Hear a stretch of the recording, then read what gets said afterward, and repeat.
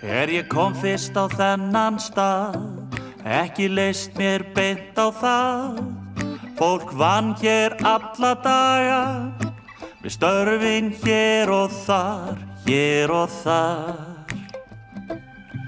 Ég kynntist fólkinu og ég kunni vel við það. En tíminn hann flaug áfram og ég yfirgaf þennan stað. Ég kom svo aftur, ekkert hafði breyst. Frá því ég var hér síðast, ekkert breyst, ekkert breyst. Það hafið eða fjöllin sem að laða mig hér að? Eða það kannski fólkið á þessum stað, þessum stað? Hér á ég nokkra vini og marga kunningja sem eru mér ósk